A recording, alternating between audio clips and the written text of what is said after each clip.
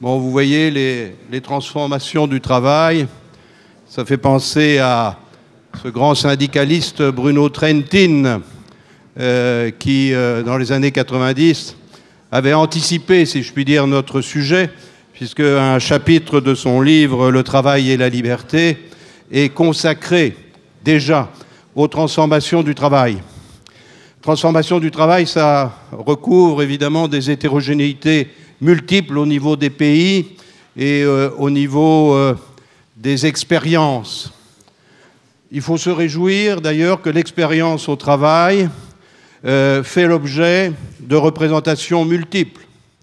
Bon, évidemment, on n'a pas tous en tête la littérature, le magnifique Travaux de Georges Navel, qui était paru en 1945, qui faisait suite aux écrits de Panaït Israti, les films très nombreux, aujourd'hui et hier, que ce soit des temps modernes à ressources humaines, et à toutes les séries qui actuellement passent sur Arte, qui ont toutes un rapport direct ou indirect à l'expérience du travail. Et je ne parle pas, évidemment, de tout ce qui s'est écrit, de tout ce qui s'est dit autour du burn-out et du bore-out, les gens qui s'ennuient au travail, paraît-il. Des sondages plus ou moins parfelus vous disent que, en tout cas dans le cas français, plus de 60% des gens s'emmerdent au travail. Il faut vérifier. Évidemment, ça coupe court à la notion de liberté, d'initiative, de créativité, de travail réellement humain, de travail décent. Toujours est-il qu'il faut prêter attention à ce que nous racontent les cinéastes. Nous aurons peut-être l'occasion d'en reparler. Comment ne pas saluer les grands cinéastes coréens, le grand cinéaste Wang Bing. Et ce fut un choc la première fois qu'on a vu À l'ouest des rails. Ça durait des heures et des heures. Mais il y avait quelque chose du paysage industriel de la Chine, de l'ancien paysage industriel de la Chine, qui passait sous nos yeux. Comment ne pas s'émerveiller des films de Frédéric Wiseman qui, tous, directement ou indirectement, ont un rapport à l'expérience du travail, y compris dans ce qu'elle peut avoir de pire. Je pense au film magnifique qui m'avait bouleversé à l'époque, Near the Death, avec des travailleurs qui accompagnent dans les hôpitaux les gens en train de mourir. Near the Death, c'est tellement difficile à voir qu'on n'en sort pas indemne. Alors tout ça pour dire que, évidemment, l'expérience du travail, c'est l'expérience de la liberté. Et là-dessus, peut-être, en comparant nos différents regards, nous espérons avoir une vision un peu globale de ces transformations. L'Institut, les entreprises et le territoire, toujours été étonné du fait que le mot territoire est finalement assez récent. Lisez l'identité de la France de Fernand Braudel, il ne parle pas de territoire. Il dit le territoire national, mais il parle de l'espace français, de l'espace géographique.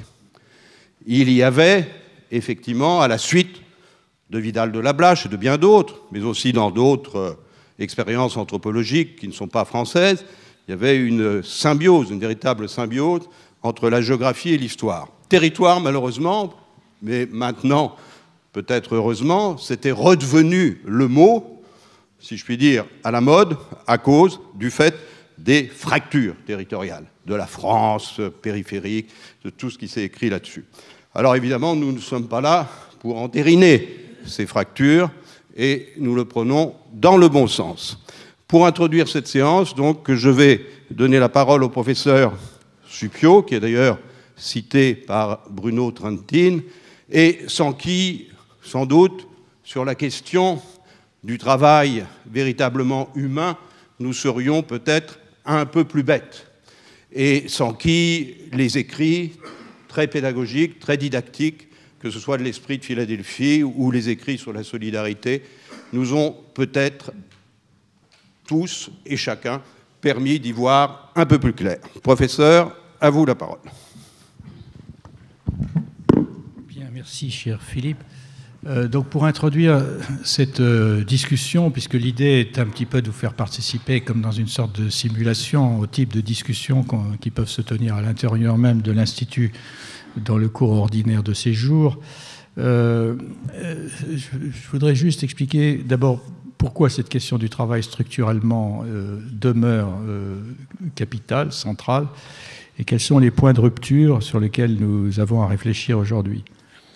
Elle demeure centrale pour des raisons anthropologiques qui ont été magnifiquement mises en lumière dans le travail d'anthropologie physique de Leroy-Gourhan, qui a été cité ce matin, où il dit le phénomène humain se donne à voir par l'accès à la parole et l'accès à l'outil. C'est le geste et la parole. C'est la libération de la zone frontale de l'espace avec les mains qui va permettre à l'hominoïde d'être ce qu'il est. Et à partir de ce moment-là, il a les images qu'il a dans sa tête, il est confronté à la réalité, et par l'outil, son corps se prolonge dans ce que Augustin Berck appelait le corps médial, c'est-à-dire le corps de l'homme est prolongé par ses outils techniques. On peut dire que lorsqu'un petit satellite va gratter le sol de Mars, c'est un prolongement du corps humain. Et dans ce faisant, l'homme contribue à façonner son milieu et en même temps qu'il dépend de la nature de ce milieu. Si je dis ça d'entrée de jeu, c'est pour vous montrer que la question écologique et la question du travail sont une seule et même question. C'est-à-dire c'est par son travail que l'homme s'inscrit et façonne son milieu naturel. Dans les travaux humains, je ne vais pas vous faire un historique trop long, mais jusque, disons, à la révolution industrielle, et même un peu avant, c'est-à-dire jusqu'à l'avènement du capitalisme, au fond, il y avait deux sortes de choses qui se donnaient à voir en grec entre la distinction de la notion d'ergon et de ponos, c'est-à-dire l'œuvre et la peine. Celui qui œuvre, c'est celui qui a incorporé en lui-même un savoir-faire qui fait qu'il exerce un art. C'est pour ça que Mme Lévy, quand j'ai vu que le nouveau musée de Nantes ne s'appelait plus des Beaux-Arts mais des Arts, je lui ai demandé où est la section plomberie. Parce que les arts mécaniques faisaient partie à côté des arts libéraux et des Beaux-Arts. Donc il œuvre, et la notion de travail désignait plutôt ceux qui, comme des bêtes de somme, sont assignés à une tâche qui ne requiert aucune espèce de qualification incorporée par le travailleur. Alors, ce qui se passe avec la révolution industrielle, c'est qu'on a l'idée... de façon plus ancienne, ceux qui besognent de cette sorte, on a eu tendance à les traiter sur le même mode que les autres sources d'énergie pour le travail. Par exemple, on avait les animaux de trait, et puis on avait le colonna ou les cerfs, qui étaient traités à peine mieux que les animaux de trait, quelquefois moins bien, mais on pensait le travail humain sur le modèle du travail des animaux. À partir du développement du machinisme industriel, l'imaginaire propre qui porte, parce qu'à une certaine époque donnée de l'histoire, si vous voulez, l'art, le droit et la science marchent toujours d'un même pas. À partir du tournant des Lumières, on s'est mis à se représenter l'univers tout entier comme une vaste horlogerie. Il n'y a qu'en Occident qu'on a installé des horloges sur toutes les églises et à l'intérieur même de certaines d'entre elles. Ça ne serait pas venu à l'idée d'autres cultures. Le monde entier est un mécanisme d'horlogerie et l'homme est une pièce d'horlogerie. C'est le thème de l'homme-machine qui apparaît, je ne veux pas rentrer dans les détails, mais dont la mise en œuvre veut dire simplement que pour que le travail efficace a été assimilé à un travail décérébré. Le grand nombre ne pense pas. Il y a d'autres qui pensent pour cela, c'est une formule de Taylor. Un ouvrier lui pose une question, il répond « tu n'as pas à te poser de questions » et d'autres gens sont payés pour penser. Au moment de l'installation et du développement du taylorisme, certains ont vu dans cette privation de la capacité de penser la plus grande injustice. C'était le cas notamment de Simone Weil, qui est une figure, Simone Weil, je parle de la philosophe avec un W, sous l'égide de laquelle nous sommes, puisque à Nantes, dans l'Institut, l'amphi Simone Weil est avec une salle Simone Weil à l'ENS rue d'Ulm, le seul lieu universitaire à ma connaissance à être placé sous l'égide de son nom. Et elle est de ceux et de celles, ils sont nombreux, il y a ce livre de Bruno Trentin qui s'appelle La Cité du Travail qui a retracé tout ce mouvement, qui disent au fond, dans la condition ouvrière du monde industriel, il y a il y a l'injustice économique parce qu'on les paye mal, ils meurent au travail, ils ont des durées de travail excessives, mais il y a aussi l'oppression, c'est-à-dire une vie de travail, c'est une vie où on ne peut pas mettre son intelligence dans ce qu'on fait. Et à l'époque, cette façon de penser la justice sociale à la fois en termes quantitatifs et en termes qualitatifs a été écartée. Ce qui a été retenu, c'est la justice sociale entendue simplement comme un échange de quantité. Ta vie sera consacrée à un travail où tu n'as qu'à obéir, en contrepartie, je te garantis un minimum de sécurité économique et des conditions de santé physique. C'est ça l'invention de l'emploi. La notion d'emploi, par différence à la notion de travail, c'est un échange entre une abdication de la volonté et de la liberté contre des garanties de sécurité économique. Alors, ce schéma était encore celui qui a animé, c'était certainement celui qui était au moment de la création de l'Organisation internationale du travail en 1919, c'est encore celui qui est prégnant à la libération, après la Seconde Guerre mondiale, y compris dans les grands textes comme la Déclaration de Philadelphie ou la Déclaration universelle des droits de l'homme de 1948, on a encore cette vision d'une justice sociale en termes d'échanges quantitatifs. Et ça aussi bien à l'Est qu'à l'Ouest, hein, parce que l'ouvrier taylorien, Lénine voulait organiser toute l'Union soviétique à la Taylor, disait-il, hein, avec Stakhanov comme exemple de performance quantifiée. La rupture que nous vivons actuellement est double par rapport à la façon dont on a posé les questions de travail à cette époque. D'abord parce qu'il n'y avait pas la conscience des limites des ressources de la planète, c'est un point qui a été évoqué très brièvement ce matin. Donc on pensait que la planète est un objet à disposition, des ressources infinies, la Terre étant considérée comme une marchandise inépuisable. Et puis, l'autre élément nouveau, c'est le changement dans le rapport à l'outil, dans la mesure où l'imaginaire qui était articulé autour de l'horloge, du monde comme l'horlogerie, a laissé place à un imaginaire cybernétique dont l'objet fétiche est plutôt l'ordinateur. Et où l'on ne voit plus le travailleur comme un mécanisme, un engrenage, comme ce que montre Chaplin ou ce que montre... dans ces films géniaux que vous connaissez tous, ou Fritz Lang dans Metropolis. Mais on dit tu dois fonctionner comme un ordinateur. C'est un trait ancien dans l'imagination. L'homme crée des objets et ensuite il pense qu'il est façonné à l'image de ces objets. Vous voyez, donc on se dit le cerveau fonctionne comme un ordinateur. Les big data ou les algorithmes, c'est la façon dont ça se déroule dans le cerveau, ce qui est absolument faux, évidemment. Mais c'est l'imaginaire contemporain.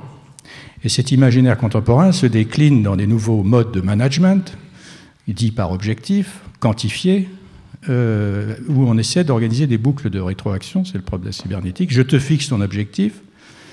Par exemple, toi, universitaire, tu devras améliorer de 10% le nombre d'étudiants qui passeront en deuxième année. Ensuite, on examine la performance et puis on rétroagit en fonction de l'évaluation de la performance. Ça s'est mis en place absolument partout. Aussi dans les rapports entre les entreprises, dans les chaînes de sous-traitance, dans les rapports entre l'Union européenne et les États par la gouvernance monétaire de l'euro. C'est devenu le mode général de gouvernance sur ce mode.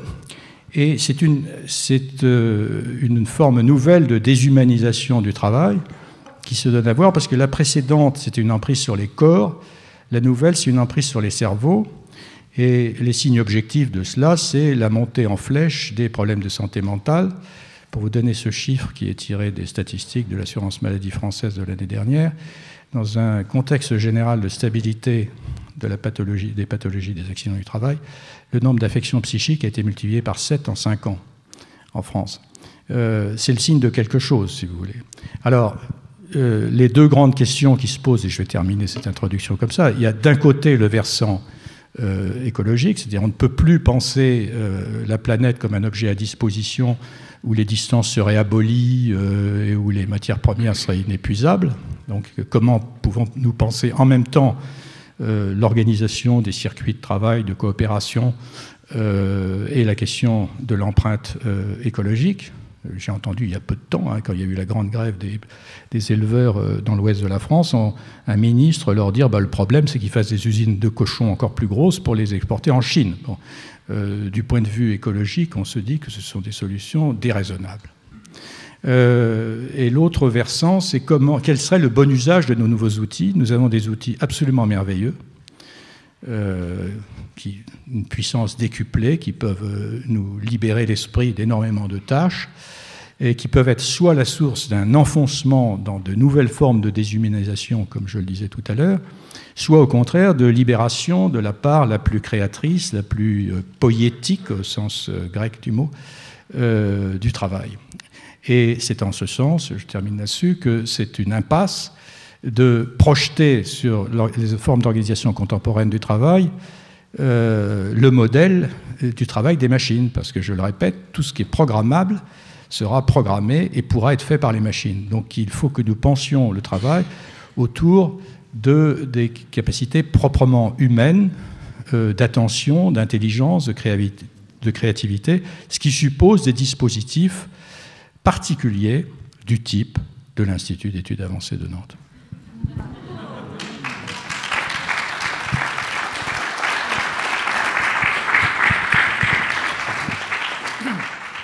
Merci beaucoup, Alain Supiot. Permettez-moi de citer cette phrase de Simone Weil qui accompagne tout à fait votre propos, Simone Weil, la philosophe. « Tous les problèmes de la technique et de l'économie doivent être formulés en fonction d'une conception de la meilleure condition possible du travail. Une telle conception est la première des normes. Toute la société doit être constituée de telle manière que le travail ne tire pas vers le bas ceux qui l'exécutent. » Ne pas tirer vers le bas avec tous ces problèmes que sont, 1, les périls écologiques, 2, mais ce n'est pas qu'un problème, la révolution informatique, 3, ce que Alain Supiot appelle la schizophrénie normative, mais qui est tout simplement l'illustration, enfin, parfois de normes contradictoires et qui rentrent en tension les unes par rapport aux autres. Ce qui révoltait Simone Weil, évidemment, n'est pas ce qui nous révolte aujourd'hui. Elle essayait, en luttant contre les cadences de l'époque à l'usine, de rétablir ce qu'elle appelait le rythme. Aujourd'hui, disons, pour ne pas être prisonnier d'objectifs trop contraignants et d'une performance qui parfois ne sait même plus où elle va, nous essayons de rétablir un travail réellement humain et évidemment de l'initiative. Alors on est passé effectivement des temps modernes de Charlie Chaplin à extension du domaine de la lutte de Michel Houellebecq.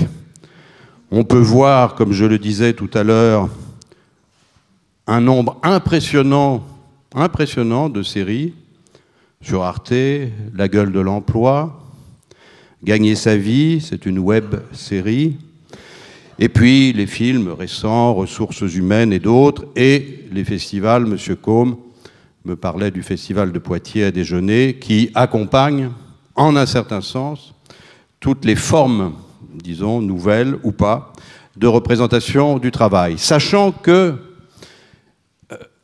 le travail versus chômage, et pire que le chômage, l'inutilité. 1 milliard d'hommes sur la planète. Je renvoie au livre de Pierre-Noël Giraud, l'économiste, qui s'appelle « L'homme inutile ». Et il dit à ce propos, pire que d'être exploité, il y a peut-être le sentiment, la réalité de ne servir à rien. Et c'est ce qu'il appelle les hommes inutiles. L'ancien commissaire au plan, Jean-Baptiste de Foucault, disait à ce propos, parce que les transformations du travail, c'est aussi les transformations du chômage. Parce que quand on a du travail, on a peur de tomber au chômage. Si le travail ne règle pas tout, le chômage, lui, dérègle tout. Et le psychologue du travail Yves Clos disait également, il ne suffit pas d'être reconnu par quelqu'un, encore faut-il se reconnaître dans quelque chose. Vous voyez qu'au regard du développement de certains services, de certaines formes de précarité, on est loin d'accomplir cette tâche.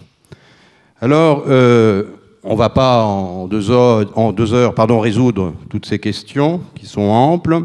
On va tout simplement essayer de les faire résonner. Vous avez vu que nous avons plusieurs continents et nous allons surtout essayer de faire parler ces fellows, anciens ou récents, pour essayer de nous rapporter, disons, les transformations du travail et les conditions, disons, du travail dans le pays qui est le leur.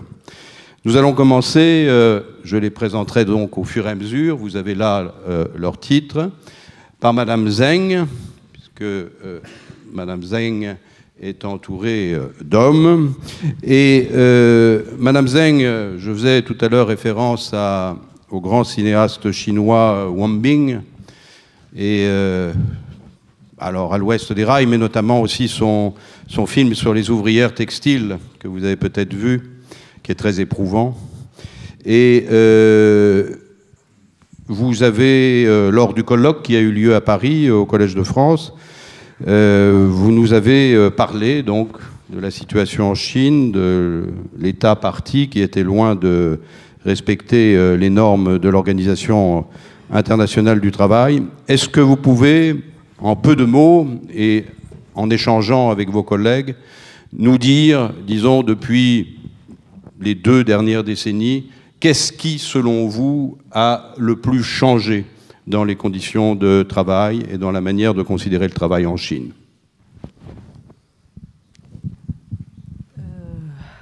Merci beaucoup. Depuis 2 décennies en Chine, en fait, c'est plutôt avec la réforme, avec l'application de cette réforme d'ouverture et de réforme économique, le changement sur le lieu du travail, plutôt on a commencé à accepter le travail. N'était pas à l'époque qu'on a pensé, à l'époque de l'économie planifiée. À l'époque planifiée, on avait un concept que le travail était assuré à chacun. On n'était pas soucieux d'avoir un travail, un boulot. C'était pas un souci, oui. Mais avec la réforme, on change, on commence à s'adapter, à accepter que le travail n'est pas quelque chose qui pourrait tomber du ciel naturellement. Et il faut faire des recherches, il faut faire des efforts individuels. Avant, c'était tout, on dépend à l'État. C'est dans la mentalité. On dépendait que l'État devrait faire quelque chose aux individus. Parce qu'on attendait de l'emploi de l'État. Il y a un terme spécifique pour remplacer le chômage qui est mottamment lost of job. Mais on attend le job. On dit ça veut dire attendre un job. Donc cette mentalité a tout à fait changé. Et en termes de droit du travail, qu'est-ce que ça a changé directement? En droit du travail, ça change. Ça peut faire jouer un rôle du droit du travail en Chine. À l'époque, le droit du travail n'avait pas de place. Parce que c'était tous les plans qui décidaient. Le plan? Oui. Maintenant, c'est comme chez vous. Hein. Même pour les jeunes diplômés, ils se fassent aussi au chômage s'ils ne font pas des efforts individuels. Ça, c'est un grand changement sur le plan de la mentalité chinoise. Ouais. Monsieur Park, sur ce point, j'imagine qu'entre la Corée du Sud et la Chine, le parti-État chinois devenu quasi libéral, voire néolibéral, il y a quand même de sacrées différences historiques, Monsieur Park. Oui, pour parler de la situation de la Corée du Sud, je voudrais commencer par une autre chose. En Asie de l'Est, dont la Chine, la Corée et le Japon, il y a une théorie de yin et yang. Le yin, c'est la lune, l'ombre, et la femme, etc. Et le yang, c'est le soleil, la lumière, l'homme, etc. Et donc, quand il y a une lumière, d'un côté, il doit y avoir l'ombre d'un autre côté. Et les deux, yin et son, c'est complètement mélangé, on ne peut pas séparer. Donc pour comprendre la lumière, il faut aussi comprendre à la fois l'ombre. On ne peut pas les opposer, quoi. Oui, on peut, parce que lumière, la lune, la nuit, le jour peuvent être opposés, mais s'il n'y a pas de l'ombre, il n'y a pas de lumière. D'accord. Je dis ça parce que la Corée, oui, c'est vrai que la Corée est un modèle de succès économique pour certains pays comme africains, par exemple, parce que la Corée a vécu une colonisation, une guerre civile et des dictateurs militaires et la crise financière. Donc, pour les pays décolonisés après la Deuxième Guerre mondiale, la Corée peut être un modèle de succès économique. Donc, mais souvent, on regarde que ce côté de la lumière quand on parle de la Corée du Sud. Ce que je voudrais parler maintenant, c'est l'ombre de la ligne de la Corée de le succès de la Corée du Sud. Oui, aujourd'hui, on parle beaucoup d'imaginaire. L'imaginaire change et le mot change aussi. Je voudrais donner un petit exemple de ça. Quand j'étais donc le pays était sous l'industrialisation, par exemple, quand je suis en état de rêve, où je travaille mal, où je suis un peu libéré, on disait que ta vie est libérée.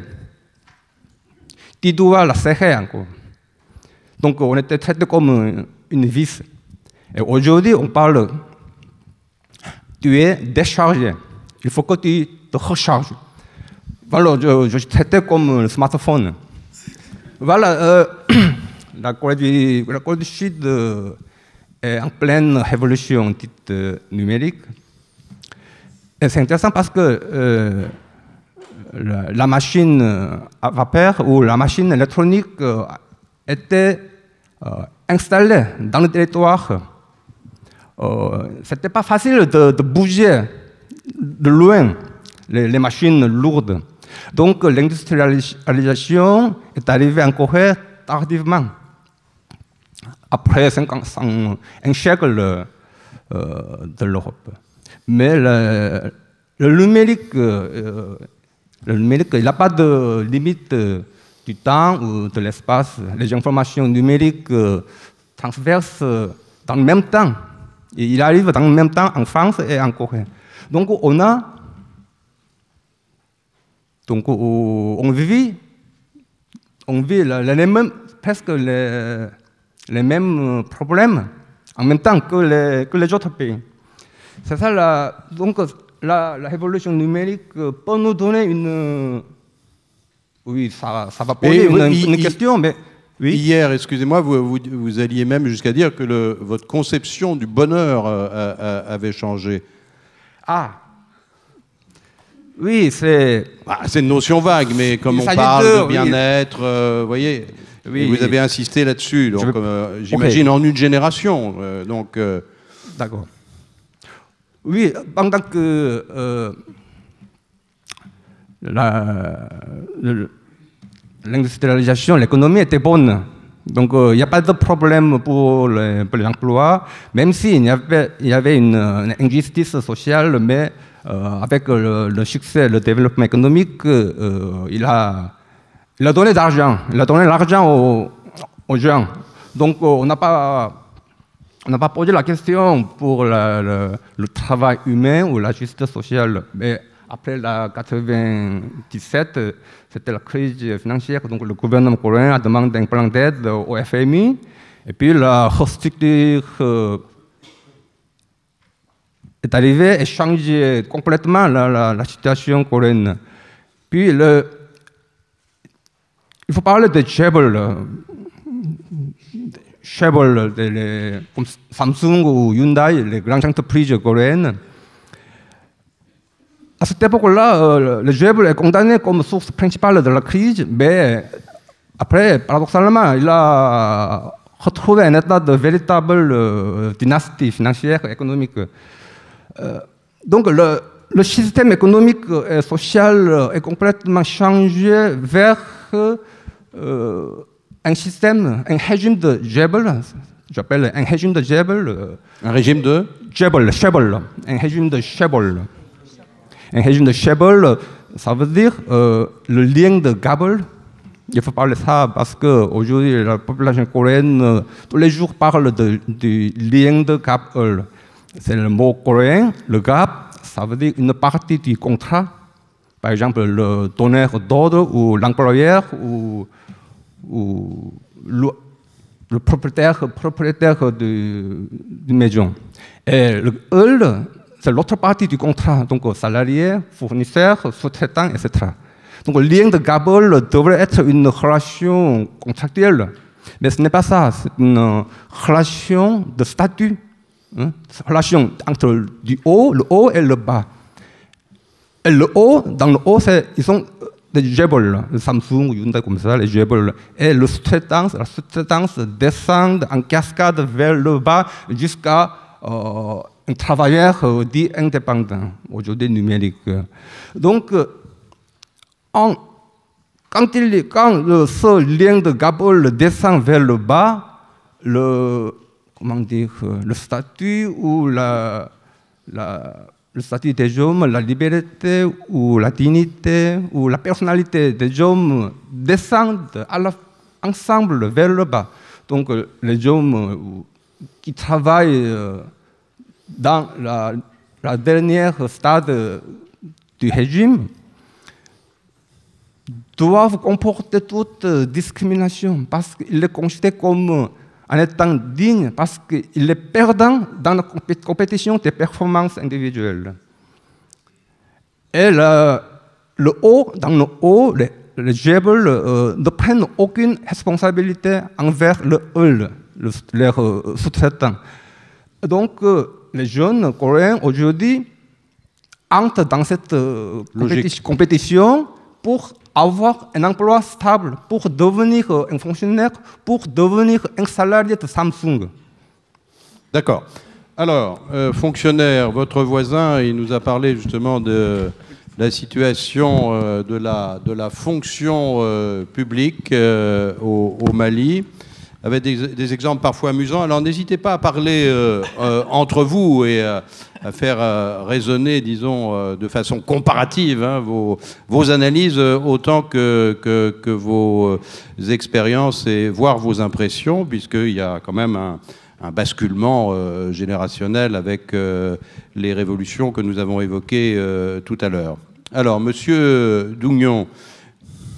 Oui, bon, hier, j'ai dit à mon ami du Corée du Sud que l'Afrique regarde beaucoup la Corée du Sud comme un bon exemple parce qu'il y avait des pays africains qui, au début de l'indépendance, avaient un niveau supérieur de développement que la Corée du Sud. Et j'avais cité un pays comme le Ghana ou le Sénégal ou la Tanzanie, mais après la Corée du Sud, et je disais l'économie, le produit intérieur brut du Corée du Sud, aujourd'hui, ça vaut celui de toute l'Afrique de l'Ouest. Donc, c'est vraiment... je viens, mais il avait donné des tableaux très sombres. Et je dis, en Afrique, on ne connaît pas ce côté sombre de la Corée du Sud. On voit les Samsung, on voit vraiment les performances du système numérique de Corée du Sud.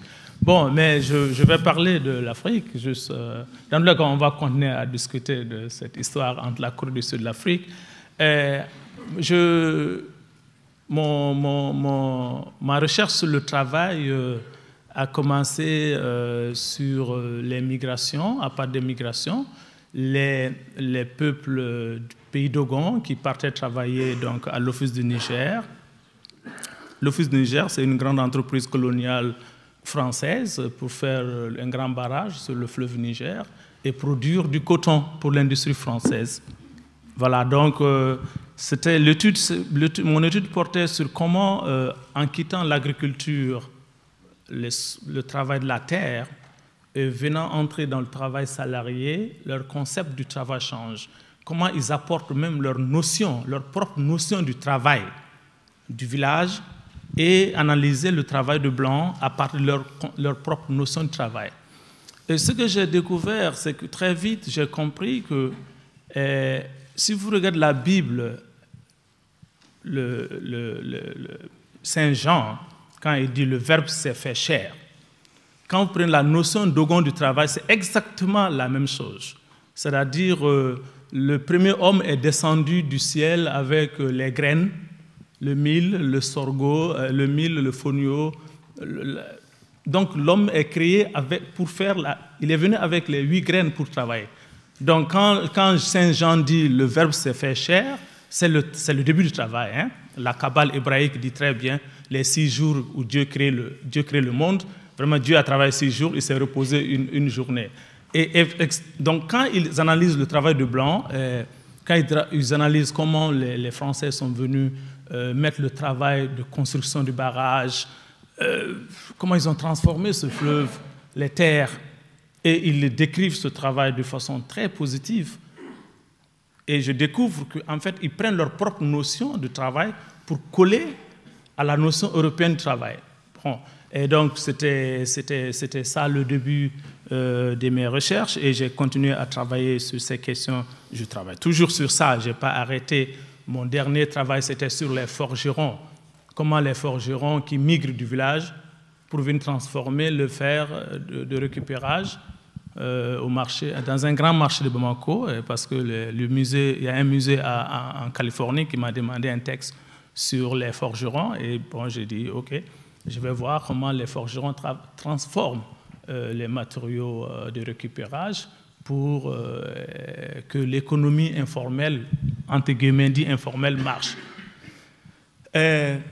Nous avons parlé hier, Alain, beaucoup de l'avenir du travail. Notre ami de l'OIT aussi a dit que le centenaire s'est placé sous le cycle du futur. Et en novembre, à Berlin, avec Andreas Eckhardt, qui m'a invité au VICO, nous avons aussi parlé du futur. Et je voudrais, en Afrique de l'Ouest, au Mali, au Sénégal, tous ces pays du Sahel, le débat sur le futur du travail est très, très actuel. Ah oui. Oui. Et quand il parle du futur du travail, il parle du travail de la terre. Tous les jeunes veulent être des fonctionnaires, tous ceux qui vont à l'école. Mais quand vous regardez, ils veulent de l'emploi, n'est-ce pas? On ne parle pas du travail, on parle de l'emploi, c'est-à-dire être employé par l'État et gagner de l'argent par mois. Mais si peut-être de façon insidieuse ou de façon implicite, ils disent il y a du travail en Afrique, mais les jeunes ne veulent pas de travail. Il y a la terre, il y a l'eau. Le Mali, par exemple, on dit le Mali, il y a de l'eau. Le Mali est traversé par 2 grands fleuves. Il y a énormément de terre. Mais les jeunes n'en veulent pas. Et pourquoi? Bon, voilà, c'est la question, c'est la condition. Vous avez dit hier, je ne sais pas quel panel, le panel sur l'agriculture. Vous avez dit ici en Europe, les agriculteurs sont des misérables. C'est eux qui nourrissent et c'est eux les misérables, n'est-ce pas? Je ne sais pas quel est le panel qui a développé. Que les agriculteurs souffrent. Pas tous, mais oui. Bon, mais c'était ça. Chez nous aussi. Les jeunes ne veulent pas aller à la terre parce que les conditions de travail sont très difficiles. Mais ce qui m'a frappé hier dans votre... Et le salaire, le salaire qui permet une vie moderne, une vie citadine, est plus recherché que... Mais on dit l'État ne peut pas employer des milliers de gens qui sortent chaque année, même s'ils veulent devenir des fonctionnaires, parce que c'est ça la terre comme avenir du travail. Et le souhait des jeunes d'avoir du travail salarié dans la ville. Et ça, c'est une grande contradiction. Ça, c'est pour la comparaison que vous avez faite entre la demande de fonctionnariat d'un côté et le fait que, effectivement, la jeunesse refuse de travailler la terre, qui pourrait être une voie de sortie. Mais il y avait un autre couplage qui était, si je puis dire, étonnant, c'est le couplage entre le travail d'État du fonctionnaire et le rapport à la famille. Là, je pense qu'il y a des éléments de comparaison. Vous avez dit de façon très drôle que quand on a réussi, on a intérêt à aider ceux qui n'ont pas réussi, le cousin, la cousine et les autres. Oui, donc ça, c'est quand même une spécificité qui vous frappe vous-même en un certain sens. La fonction publique, c'est le lieu où on peut, bon, pas tout le monde, mais c'est le lieu public où certains se font de l'argent. Grand, petit, moyen. Dans tous les cas, le partage est là. Et aussi, c'est le lieu où on peut faire des influences. On peut faire de l'influence pour donner du travail aux cousins, aux amis. Oui, c'est la fonction publique qu'on peut faire. Si tes cousins ont fait des études, ils ne veulent pas retourner au village, ils ne veulent pas aller à la terre. Hein? Tout le monde ne vient pas du village, c'est vrai. Il y en a qui viennent du village, mais il y en a qui ne viennent pas. Mais ceux qui viennent du village sont plus nombreux que ceux qui ne viennent pas du village. Hein? On ne peut pas demander à un Bamako, né à Bamako, de retourner au village. Il n'a pas de village. Son village, c'est Bamako. Mais il y a beaucoup qui sont à Bamako qui viennent du village et qui ont des diplômes, qui n'ont pas de boulot. S'ils ont un oncle dans la fonction publique, il peut influencer. Et cela, c'est ce que j'ai appelé l'ordre moral, le transfert de l'ordre moral du village dans la fonction publique. Oui. Et cela est très clair. Cet ordre moral, la fonction publique est un ordre technique et économique, mais on le transforme en ordre moral, ce que les Européens appellent la corruption et le clientélisme. Chez nous, c'est juste un transfert de l'ordre moral du village dans la fonction publique. Et personne n'y échappe. Hein? Personne n'y échappe. Si vous pouvez échapper, mais bon, vous serez toujours jugé moralement si vous pouvez échapper. Mais ça, c'est un sérieux problème qui existe, mais la fonction publique reste toujours le secteur le plus recherché. Bien que le discours de la Banque mondiale et le FMI dit l'entrepreneuriat jeune, il y a tellement de fonds, des milliards qu'on investit pour faire des séminaires sur l'entrepreneuriat jeune, mais les jeunes tous deviennent des fonctionnaires. Parce que c'est un bout de pouvoir. On gagne un bout de pouvoir, et on gagne de l'influence et on gagne de la réputation. Et hier, j'ai mentionné que le président du patronat malien, M. Koulibaly, a sorti un texte il n'y a même pas une semaine en disant qu'il y a 16 000 fonctionnaires qui bloquent l'avancement du Mali en avant. Ils ont privatisé la fonction publique. L'État est le plus grand employeur, il ne faut pas qu'on se leurre. Hein. En Afrique, ce n'est pas comme chez vous, il y a des grandes entreprises qui emploient. Chez nous, l'État reste toujours le plus grand employeur, comparé au privé. Nous avons au Mali quelques usines, quelques entreprises d'extraction de l'or au sud du Mali, dans la région de Kay et dans la région de Sikasso et Ségou. Mais ils n'emploient pas beaucoup comparé à l'État. Donc la fonction publique, on ne parle pas beaucoup de la fonction publique. Quand on parle du travail, on parle du numérique. Mais en Afrique, dans beaucoup de pays africains, dans l'ensemble, ce que je connais du Sénégal, du Mali ou les pays que je visite très souvent, la fonction publique reste toujours le domaine le plus recherché. D'accord, ça c'est un point important, monsieur. Et même celui qui fait agriculture, il veut être fonctionnaire du ministère de l'Agriculture. Celui qui fait ingénieur, les mines, il veut être un fonctionnaire dans les mines, quitte à lui de se détacher un moment pour aller travailler dans une entreprise privée, comme ce qu'ils appellent le détachement ou bien la disponibilité, quitte à lui de quitter un peu pour aller travailler, ensuite de revenir. Dans tout cas, c'est D'accord, d'accord. Alors, avant de donner la parole à votre voisin, je voudrais quand même la réaction d'Alain Suppiot sur ce point précis. Ça vous inspire quoi, vous qui avez fait souvent du droit comparatif et cette demande d'État en Afrique de l'Ouest, là, le cas particulier du Mali, mais qui apparemment n'est pas spécifique au Mali. Comment vous voyez ce point ? Je veux dire, plus généralement, dans les différentes interventions qu'on a eues, ça met tout de suite l'esprit en mouvement du point de vue comparatif. Ce que Yesong nous a expliqué sur le retour d'une société de statut fait d'allégeance, oui. C'est un phénomène qu'on voit de façon plus générale en tant que retour d'une structure qui, derrière la fiction d'un contrat sur un pied d'égalité, ce qu'on voit réapparaître, c'est ce vieux rapport où je me mets sous la protection de quelqu'un, je vais mettre ma liberté au service de ses objectifs à lui en espérant sa protection. Et ça fonctionne comme ça entre les entreprises sous-traitantes, dans les chaînes de production. Ça se tisse à l'allégeance. C'est ce qui se passe aussi lorsque la Grèce demande pardon de ses fautes budgétaires à l'Union européenne, ou lorsque BNP Paribas demande pardon au procureur américain de ses fautes et est prêt à payer quelque chose. Donc ce schéma est plus général du retour de formes de liens d'allégeance qui nous aident à penser les nouvelles formes d'organisation du travail. Alors, ça se donne à voir sous des formes différentes selon les pays, mais c'est extrêmement intéressant. Sur le cas africain, on voit bien à quel point notre notion de travail est impuissante à saisir la complexité des situations. Il ne faut pas oublier la dimension fictive qu'il y a dans un certain nombre de catégories de base de la science économique occidentale. La notion de propriété est une pure fiction, c'est-à-dire si je regarde la Terre en disant « tu es à moi » et que j'attends 150 ans, la Terre ricanera, elle s'ouvrira, elle m'avalera et elle dira « c'est toi qui es à moi ». Donc cette idée d'un rapport unilatéral de possession de la terre, c'est une construction fictionnelle juridique. De la même façon, dire que le travail, parce que je suis après tout en train de travailler, serait quelque chose qui serait détachable de ma personne, qu'on pourrait mettre sur la table pour en faire l'objet d'un marché, c'est-à-dire pour concevoir la notion même de marché du travail, qui tend à être substituée dans le discours politique à la notion de droit du travail. Vous remarquerez au passage qu'on ne parle plus de réformer le droit du travail, mais de réformer les marchés. Or, ce marché, c'est une construction fictionnelle qui repose sur l'idée qu'on peut séparer le travail du travailleur. Bon. Donc, l'ensemble de nos catégories économiques repose là-dessus. Si vous projetez ça sur des sociétés qui ne sont pas porteuses des mêmes catégories, vous pouvez avoir des effets dévastateurs. C'est la même chose pour la fonction publique. Une fonction publique intègre, c'est un atout considérable pour un pays.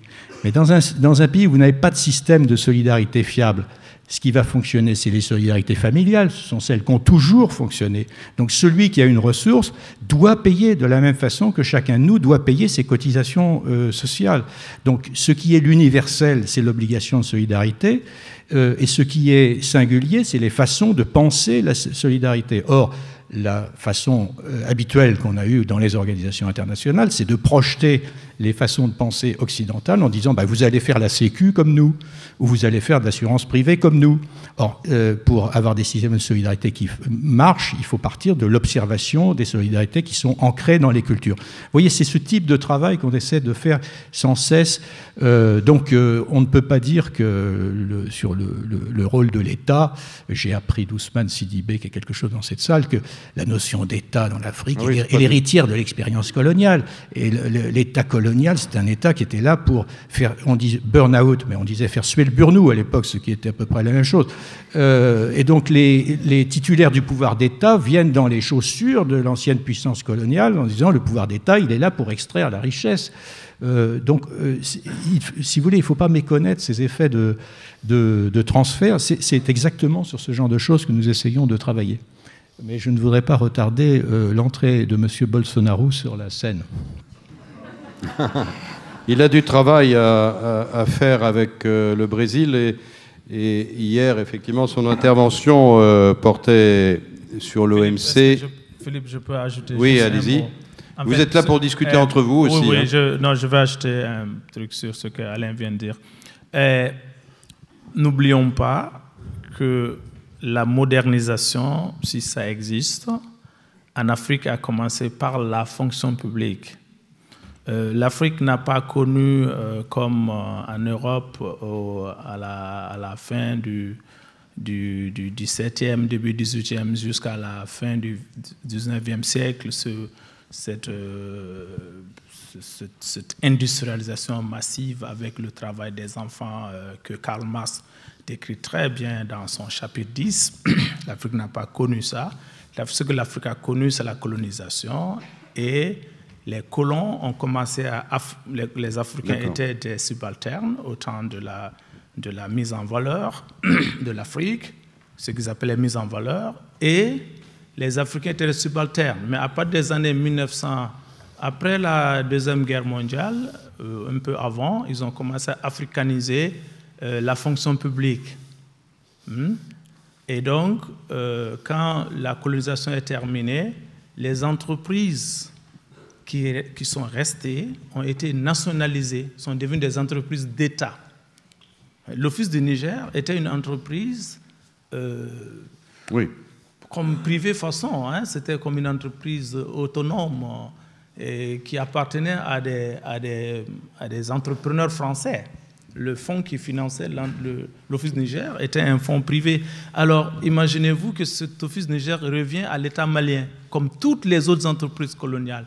Et c'est un directeur qui est nommé par le président qui gère. Donc, vous voyez, donc si nous... vous voyez un peu, je vais juste donner le pourquoi la fonction publique reste très puissante. C'est parce que jusqu'à la réforme structurelle 84, le PAS 84-85, l'État monopolisait tout. Et encore dans beaucoup de pays, l'État monopolise tout. Et c'est pourquoi c'est recherché. Et les producteurs, ils produisent leur coton. Soit ils n'ont pas à manger parce que le prix du coton est décidé ailleurs. Donc quand on dit à un fils de cotonculteur de retourner cultiver du coton alors que son père, les conditions de vie de son père ne s'améliorent pas depuis très longtemps, vous voyez comment il peut le faire. Et je crois que vous pouvez ajouter aussi un autre héritage qui est évident dans le cas africain, c'est l'héritage soviétique. C'est-à-dire les pays frères dans le rapport à l'État, j'entends. Forcément, les générations suivantes ont été marquées par cette... Tout le monde n'a pas été de... Non, j'ai pas dit tout le monde, j'ai dit une partie. Les Africains n'étaient pas non, mais enfin, c'était quand même une bonne partie. Le Mali était très attaché à l'Union soviétique, mais pas le Sénégal. Pas le Sénégal, non, mais je rappelais, dans le cas du Mali, c'est évident, dans d'autres pays aussi. Bon, mais la force de la fonction publique est identique dans tous les pays. Alors, l'Amérique latine. Allez-y.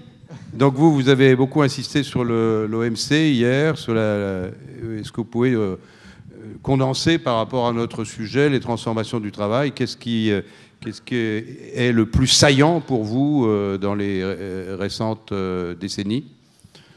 Alors je vais parler un peu sur les cas brésiliens et un peu sur l'OMC. Alors je voudrais un peu réagir aux autres professeurs qui ont intervenu. Alors, le cas du Brésil est très particulier parce que nous avons à la fois une économie informelle, dont on a parlé lors du colloque au Collège de France. Nous avons aussi un secteur industriel important. Et aussi, nous avons aussi un secteur qu'on pourrait dire post-industriel, de nouvelles organisations de travail aussi, surtout dans les secteurs des services, qui est aussi très important. Donc c'est intéressant de se voir les cas brésiliens parce que nous avons aussi une économie informelle très importante, comme en Afrique, des débrouillards, des gens qui vendent des objets dans la rue, il n'y a pas de sécurité sociale, il n'y a pas un rapport formel d'emploi. Nous avons un secteur industriel. Et qui font plusieurs travaux, comme en Inde, qui peuvent être à la fois dans l'agriculture vivrière, petits commerçants, artisans, etc. Okay. Et nous avons un secteur industriel, il y a aussi un secteur qui par rapport à l'Europe aussi, il est très en retard concernant les normes, par exemple, sur la sécurité et la santé au travail. Par exemple, le secteur minier, par exemple, en Europe, c'est un cas classique de l'époque de l'industrialisation, du début de l'industrialisation, où il y avait beaucoup d'accidents de travail, etc. Bon, au Brésil, en raison d'un contrôle très faible et des normes très faibles, on a connu 2 très graves accidents de travail. D'ailleurs, les plus récents, c'est les plus grands accidents de travail du Brésil dans les Minas Gerais, de la part de l'entreprise, de la deuxième plus importante entreprise. Vous parlez du barrage, là? Oui, du monde, c'est un secteur. Donc, ça montre aussi que la question de la civilisation industrielle, les maladies liées aux civilisations industrielles, comme le secteur minier, sont aussi présents au Brésil. Et aussi, nous avons un secteur où il y a des nouvelles méthodes de production, la gouvernance par les nombres, et aussi, d'une façon similaire à ce que le professeur Soupio parlait en France sur l'explosion des maladies mentales liées au travail, on connaît aussi. La souffrance au travail. Donc c'est un paysage très, très hétérogène. Alors avec un facteur qui est très inquiétant, qui c'est le nouveau gouvernement qui est en place, et aussi et tous les discours qui aussi est en vigueur en Europe, mais qui au Brésil, ça prend des proportions dramatiques parce que les droits du travail brésilien est beaucoup moins protecteur que celui des pays européens de façon générale.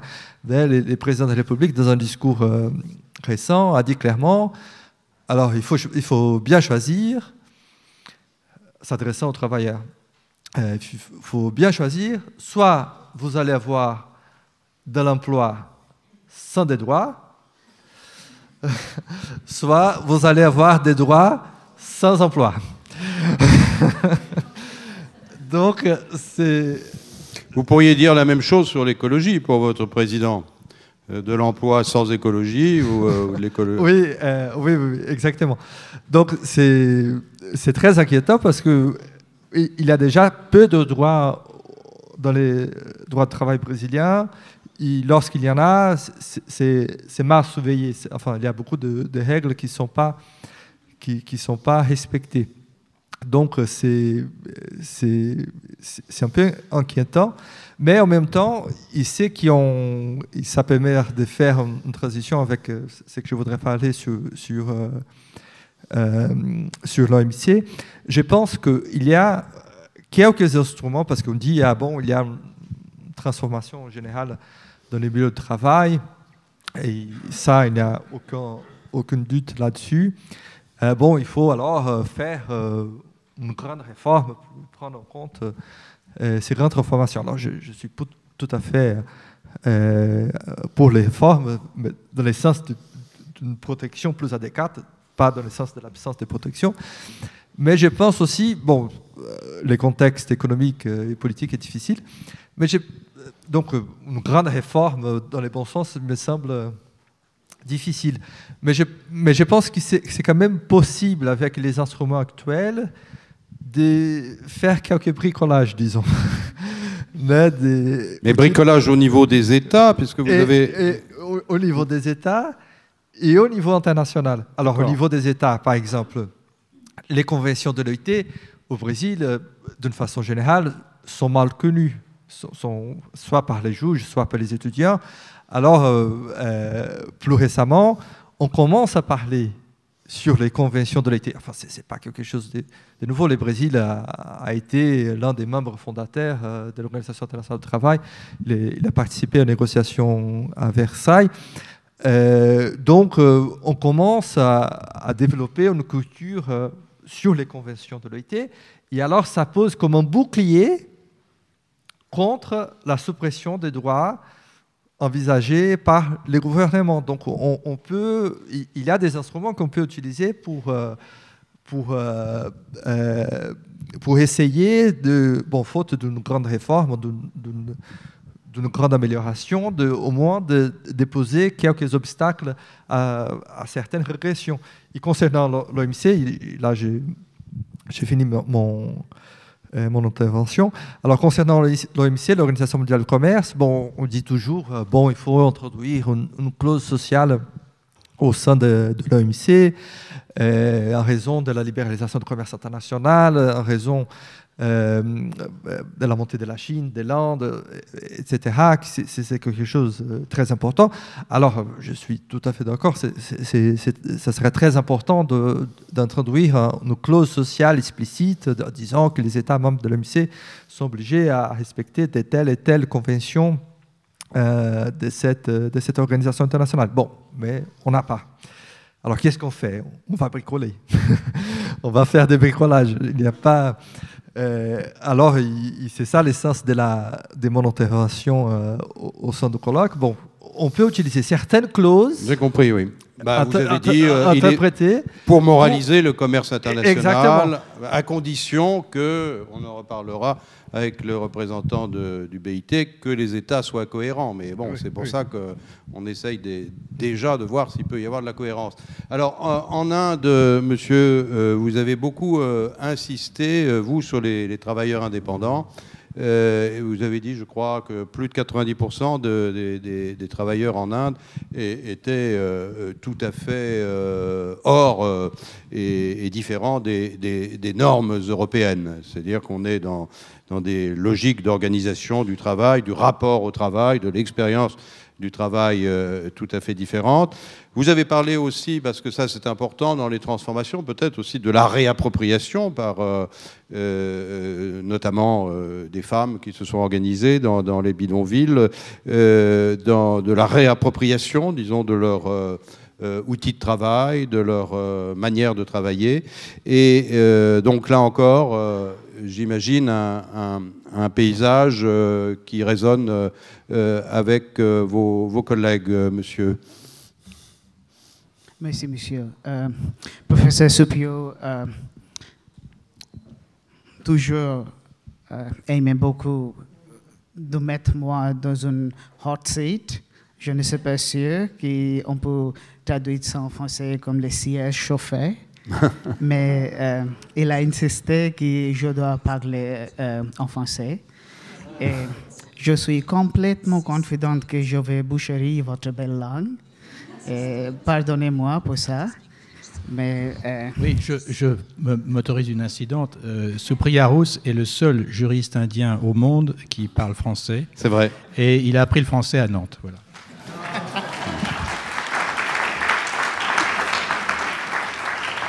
Vous avez raison de le rappeler, c'est important. Le seul est nantais de surcroît. J'ai un ami, un historien qui s'appelle Sudhir Chandra. Il m'a dit une fois que quand vous concluez quelque chose sur l'Inde, le contraire est aussi vrai. Et donc, j'ai toujours hésité de donner une conclusion sur l'Inde. Et donc, je ne suis pas sûr est-ce qu'il y a un autre juriste qui peut parler français parce qu'on a 1 billion plus de population. Alors, je vais vous donner un vue global sur la manœuvre en Inde. C'est une très populaire statistique sur l'Inde que 90% de travailleurs travaillent sur l'économie informelle. Mais je dois clarifier le concept d'informel parce que pour les Européens, beaucoup de scolaires, beaucoup d'universitaires pensaient que c'était une idée illégale. Mais non, comme je comprends l'informel, ça veut dire qu'il y a une forme qui est contraire, qui est différente comme les formes orthodoxes qui sont évaluées après les révolutions industrielles en Britannique. Donc, j'ai quelques problèmes avec cette statistique de 90% des manœuvres dans l'économie informelle, mais je pense que c'est une bonne statistique pour, dans une manière rhétorique. Et donc, je vais insister ça qu'il y a la majorité des manœuvres en Inde travaillent dans le secteur informel.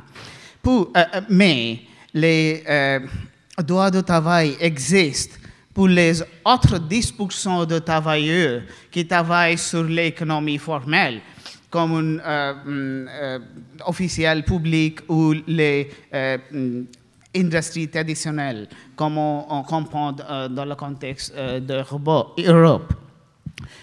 Une autre chose, je dois mentionner sur l'Inde que tous les travailleurs en Inde travaillent jusqu'à 10 ans et 90 ans. Parce qu'il n'y a pas protection sociale qui va être suffisante pour les travailleurs si ça ne travaille pas. Et maintenant, le gouvernement indien planifie de consolider tous les droits sur le travail dans un code libre. Mais on doit réfléchir le contexte de cette consolidation parce que cette consolidation va être appliquée seulement pour les 10% ou moins de travailleurs indiens.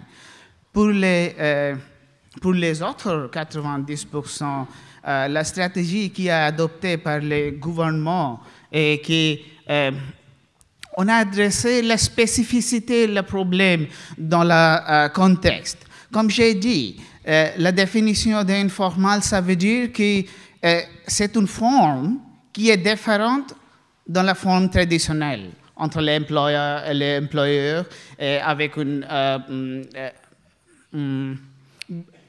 bureaucratie par l'État. Mais l'informel, c'est un thème global. Ce n'est pas signifier quel type de travail on a à s'engager, mais on doit préciser le 12e étage quel type de travail informel. Un scolaire latino-américain dénotait ce travail qui, en anglais, invention of the job, dans quelques contextes. Et donc, c'est toujours difficile pour identifier quel type de travail on a engagé.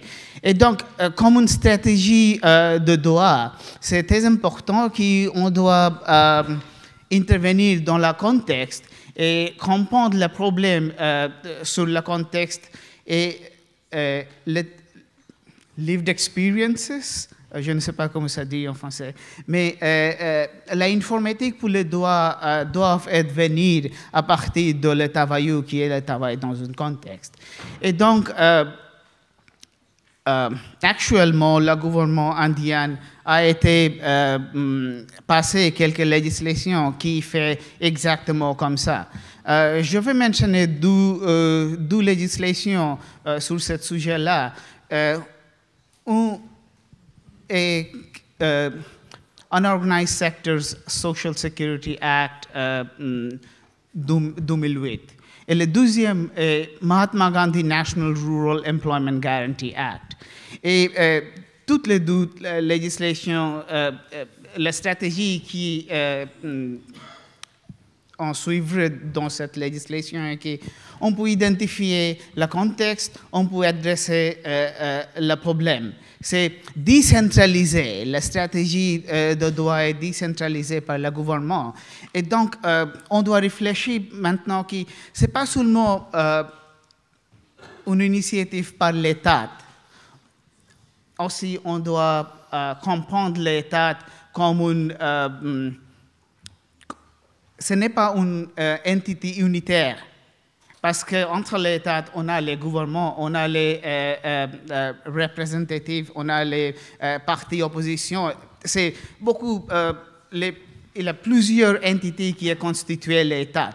Et donc, quand on comprend les initiatives par l'État, c'est un ensemble de plusieurs entités qui exercent une pression qui est pressé les États pour les passer cette législation. Et je pense que... Un moment, monsieur. Je pense que c'est une... français est ma cinquième langue. Et avoir un peu de patience avec moi, s'il vous plaît. La deuxième chose que je dois insister, que ce n'est pas fonctionne automatiquement. Les passages de droit. Ils doivent être l'action collective par les travailleurs. Et ce que j'ai insisté hier à Collège de France, qu'on doit aussi reconnaître les actions collectives par les travailleurs informels particulièrement, parce que les formes que cette action collective a prenaient est complètement différente par rapport que syndical syndicats orthodoxes encore, trade unions.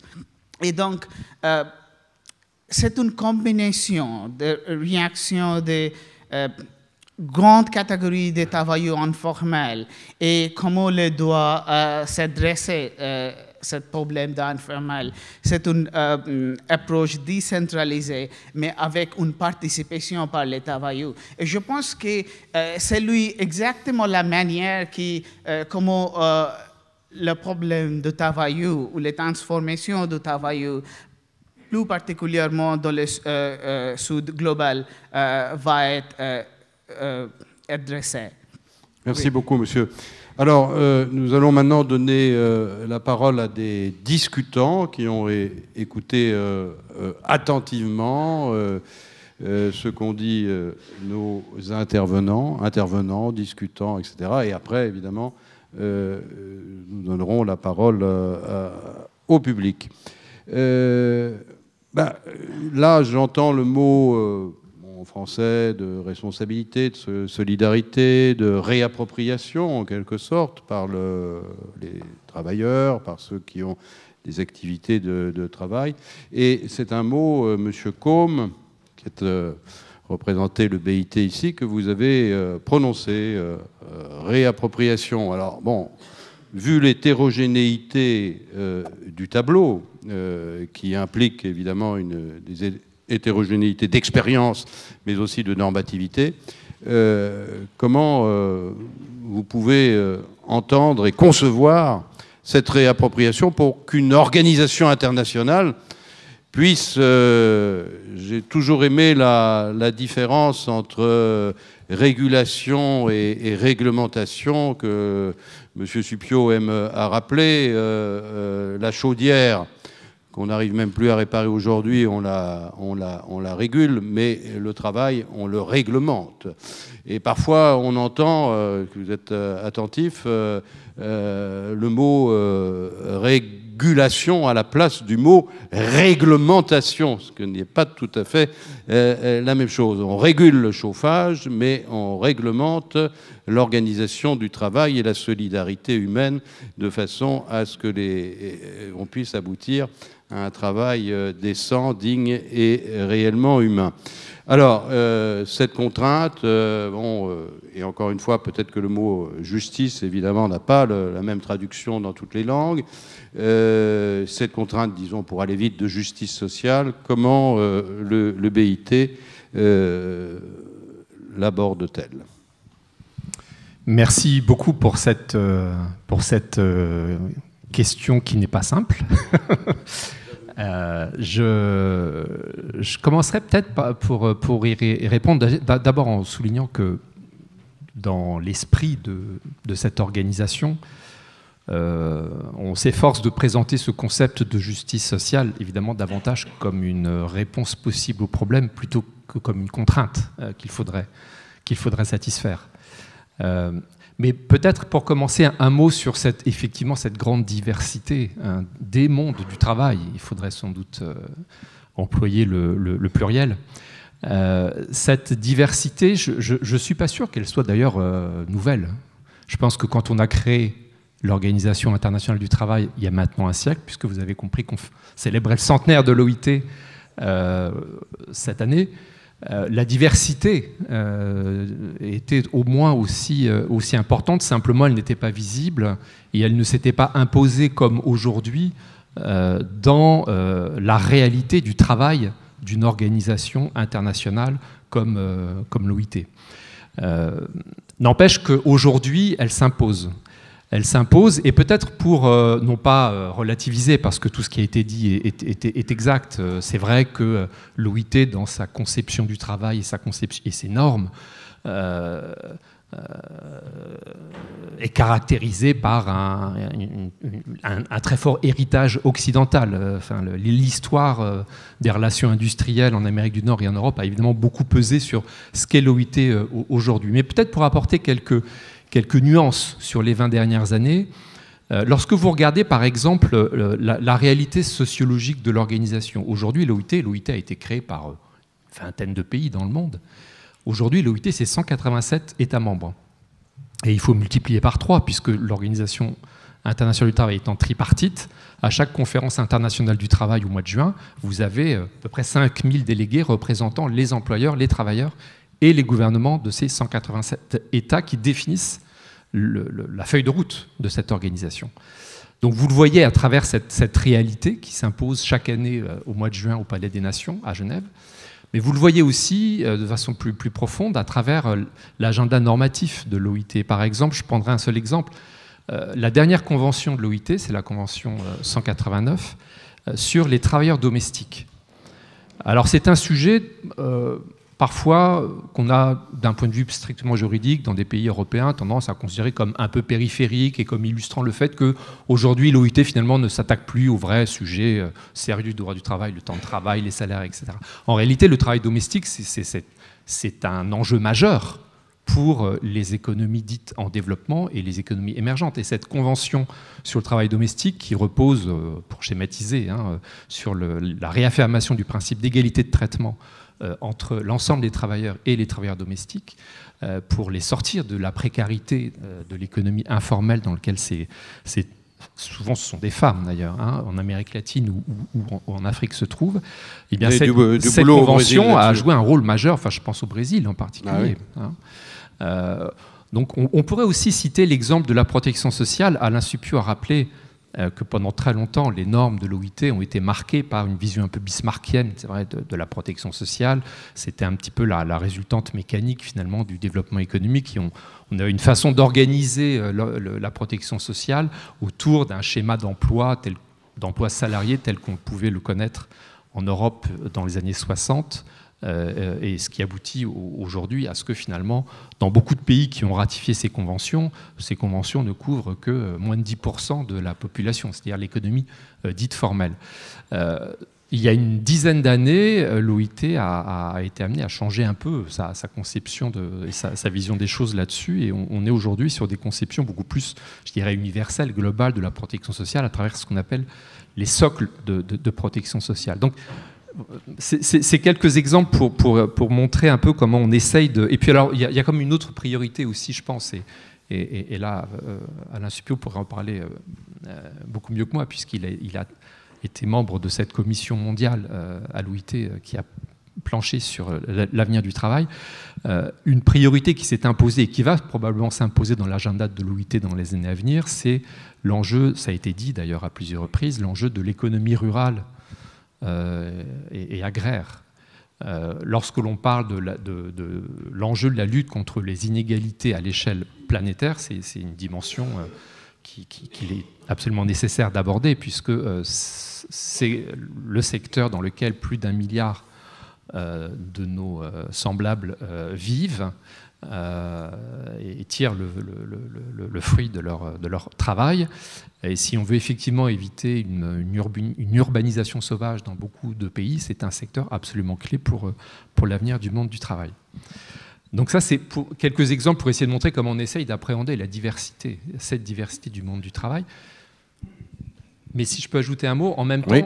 Je pense que c'est important aussi de souligner que par-delà cette diversité, il y a aussi de très fortes interdépendances et solidarités dans les réalités du monde du travail que l'on observe dans tous les pays du monde. L'OIT a été créée à une époque où, en particulier, la mondialisation était déjà une réalité. On l'a dit à plusieurs reprises hier. Évidemment, elle était organisée de façon très très différente d'aujourd'hui, mais c'était une réalité et les fondateurs de l'OIT avaient déjà eu l'intuition que cette mondialisation de l'économique ne serait pas durable si on n'arrivait pas à définir un certain nombre de règles communes en partage précisément sur les conditions de travail, et que c'était une façon d'associer le bénéfice économique du développement du libre-échange avec le progrès social. Et je pense que parce que c'est quand même partie de là, la dimension normative de l'OIT. Lorsque vous regardez, par exemple, la déclaration de Wilson pendant la Première Guerre mondiale, qui a fortement inspiré la création de la SDN et la création de l'OIT, vous retrouvez cette dimension normative. Et selon les termes d'un des points de la déclaration de Wilson, il s'agissait de définir des conditions équitables de la compétition économique internationale. Je n'ai plus les termes exacts en tête, mais l'esprit était là. Un petit mot avant de donner la parole à monsieur de l'Agence de développement. Qu'est-ce qu'a changé le numérique dans votre vision et par rapport aux territoires, bien entendu, dans la mesure où des territoires très différents, un agriculteur du Puy-de-Dôme peut entrer en contact avec un agriculteur d'Amérique latine et se mettre d'accord sur un certain nombre de critères, soit pour partager des expériences, soit pour favoriser des importations. Est-ce que c'est quelque chose que vous prenez en compte, disons, dans la dimension transformation du travail ? Évidemment, le numérique, c'est un des facteurs majeurs de la transformation du travail aujourd'hui. C'est un truisme de rappeler ça. Alors, ça affecte les travaux de l'OIT à bien des égards. Moi, pour répondre à votre question, je donnerai qu'un seul exemple, qui là encore figure dans le rapport de la Commission mondiale sur l'avenir du travail de l'OIT. C'est la question du crowdworking, c'est-à-dire de ces plateformes numériques qui se développent à l'échelle internationale et qui sont des plateformes de distribution du travail sous forme de micro-tâches et qui, aujourd'hui, échappent très largement à toute forme de régulation ou réglementation, comme vous préférerez. Et c'est un des défis, y compris normatifs, des années à venir que pointe assez justement l'OIT, puisque c'est un problème qui ne pourrait trouver de solution que de façon transnationale, soit au travers d'une norme, soit en tout cas au travers d'un renforcement des mécanismes de coopération internationale. Et à cet égard, il y a un instrument qui peut être une source d'inspiration, et là encore, le rapport de la Commission mondiale le cite, c'est la Convention maritime, où on a affaire, comme finalement dans ces plateformes, à un travail par définition mondialisé, et où on peut essayer d'articuler la responsabilité d'États, les États où siègent ces plateformes, et les États dans lesquels les travailleurs sont mobilisés dans le cadre du crowdworking. Donc voilà un petit exemple de... Merci beaucoup. Merci. Avant de donner la parole à M. Copin, M. Suppiot. Oui. Non, c'est pour faire une transition. Allez-y.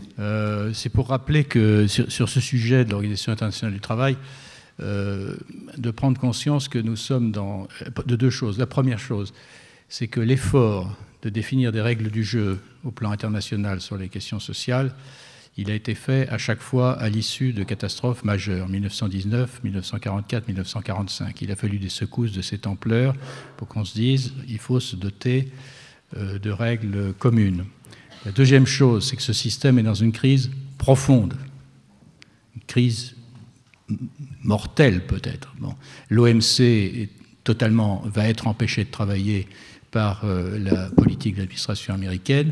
Plus généralement, ce système est travaillé par une schizophrénie, puisqu'on a d'un côté des organisations qui plaident pour plus de justice, la santé, etc., et d'autres qui sont au contraire sur la primauté du commerce, ce qui donne des contradictions évidentes quand il s'agit de choisir entre l'accès de tous aux soins et puis la protection de la propriété intellectuelle des firmes pharmaceutiques. Bon, et le système est incohérent.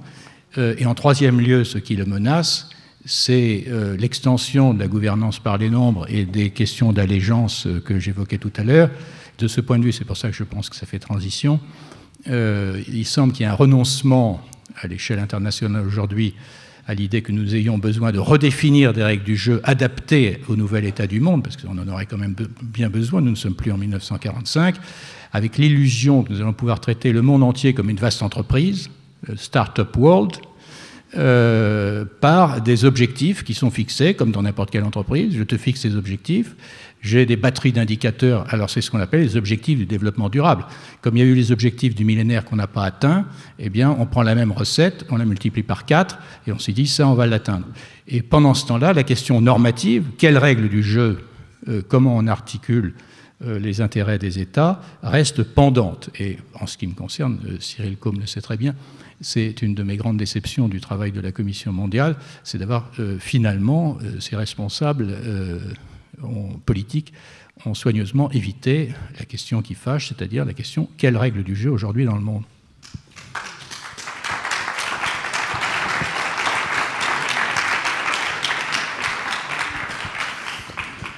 Monsieur Vincent Copin. Merci. Difficile de passer juste après Alain Suppiot qui pose une question aussi fondamentale. Mais peut-être je vais repartir de ce que vous disiez au démarrage, Alain, sur le fait que la question climatique et la question du travail, finalement, c'est une seule et même question. Et c'est vrai que du côté de l'Agence française de développement, vous nous auriez dit ça il y a 5 ans, ça nous aurait vraiment surpris, heurté, presque. Mais alors qu'en fait, à force un peu de creuser ces questions, on vous rejoint de plus en plus. Et c'est pour ça qu'on vient d'adopter notre nouvelle stratégie où on a pris deux engagements en fait, qui veulent matérialiser cette idée-là. La première, c'est que l'ensemble de nos opérations soient 100% accord de Paris. Et la deuxième, c'est que l'ensemble de nos opérations soient 100% lien social. Donc, qu'est-ce qu'on met derrière ces deux engagements? C'est-à-dire que, comme vous le disiez, hein, on voit bien toutes les limites de la gouvernance internationale, mais quand même, l'accord de Paris est quelque part dans ces limites est quand même un jalon. Et donc, nous on s'engage à ce que nos interventions soient compatibles avec les engagements qui ont été pris par les États et s'inscrivent donc dans cette trajectoire. Et sur la question du lien social, pour paraphraser un peu Simone Weil dont on parlait tout à l'heure, qui disait que... oui, philosophe, Simone Weil, philosophe, qui disait qu'il faut justement que le travail ne tire pas vers le bas celui qui l'exécute. Ce qu'on a en tête derrière le 100% en lien social, c'est d'être vigilant à notre niveau que dans nos opérations, on ne tire pas vers le bas le lien social dans les environnements dans lesquels on intervient. Donc sur les transformations du travail hein, qui nous occupent aujourd'hui, et merci, j'ai trouvé vraiment très, très intéressant les éclairages apportés des différents continents.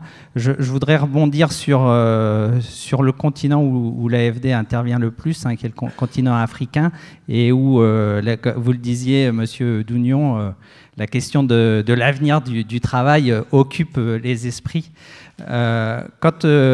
Si on essaie de se projeter à l'horizon 2050 pour le continent africain et qu'on va questionner les démographes, ils nous disent bon, la population va doubler sur cet horizon-là. Quand on va interroger les climatologues, je reviens à la question travail-climat, ils nous disent c'est le réchauffement climatique, le changement climatique, là où il aura le plus d'effets et d'impact, c'est sur le continent africain. Donc on voit bien qu'on est dans un contexte particulier. Alors il ne s'agit pas d'être malthusien sur ce sujet-là. Le continent africain est un continent qui, par rapport aux autres, était peu peuplé. Donc c'est une forme de rattrapage qui est en train de s'exercer. Mais on voit bien que les questions du travail dans cet environnement-là vont être fondamentaux. Et que l'enjeu, c'est de ne pas les subir, mais de les penser. Quelle va être l'articulation entre travail rural, travail urbain, comment, pour reprendre ce que disait M. Dounion, ce qui est clair, c'est que tout le monde ne sera pas fonctionnaire. Donc ça veut dire qu'il va y avoir des évolutions du travail qu'il faut anticiper, accompagner, penser. Et alors les réponses à ces questions, en fait, elles seront avant tout, il faut qu'elles soient ancrées sur les territoires, ancrées dans les réalités locales. Donc c'est pour ça que, en fait, nous, moi je dirige le département économie et recherche à l'AFD, et comme on est convaincu justement que finalement les réponses sont quand même de plus en plus ancrées dans les réalités locales, on travaille de plus en plus avec les chercheurs du Sud, et c'est aussi pour ça en fait que on est en partenariat avec l'Institut des études avancées de Nantes, parce que vous permettez et vous offrez justement cette pluralité de regards qui nous intéresse et qui nous aide à avancer. Merci. Merci à vous. Merci bien. Alors, la mutualité maintenant. Est-ce qu'il faut mutualiser le travail? Et qu'avez-vous pensé de ces échanges? J'ai trouvé ça très intéressant. Et là, on se rend compte de la complexité du sujet. Déjà, quand on essaye de réfléchir sur le travail en prenant la France, les pays occidentaux, je trouve qu'il y a beaucoup de questions qui se posent. Et là, quand on a ce prisme mondial, là, on tombe dans une abîme pratiquement. Moi, j'ai une première interrogation. On a beaucoup parlé il y a quelques temps, le débat s'est un peu calmé, mais je pense que ça avait été pas mal impulsé par quelques gérants du numérique sur la fin du travail. D'ailleurs, je ne sais pas si c'était plus la fin de l'emploi que la fin du travail, puisqu'on se rend compte quand même que les gérants du numérique n'ont pas leur pareil pour nous faire travailler à notre insu. Tous les clics qu'on va faire et qui vont permettre d'alimenter, donner de l'information et d'alimenter ce qu'on appelle l'intelligence artificielle, elle est peut-être plus artificielle qu'intelligence d'ailleurs, mais peu importe. On a beaucoup parlé donc de la fin du travail, partant du fait qu'on était l'agriculture et donc par sa mécanisation avait permis de libérer des emplois qui étaient allés vers l'industrie. Les robots, les machines, les robots avaient libéré ces emplois-là pour les services et pour on va dire les travaux intellectuels. Et là maintenant, l'informatique, l'intelligence artificielle qui allait du coup supprimer ces emplois-là et sans porte de sortie du coup. Alors évidemment, ça ne concerne pas tout le monde, mais comment vous voyez ça? Est-ce que ces choses-là vont arriver?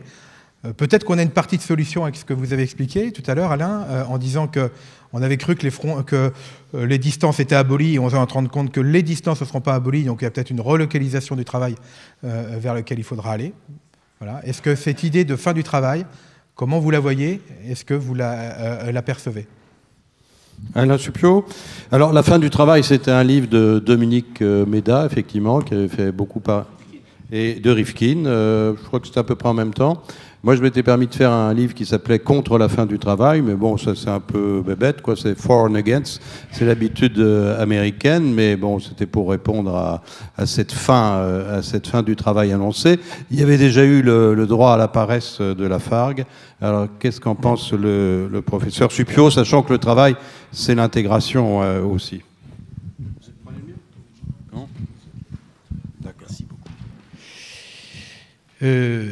Oui, ça fait les choux gras déjà du début du millénaire, cette histoire de fin du travail. Millénaire peut-être pas, mais bon. Bon, ça suppose savoir de quoi on parle.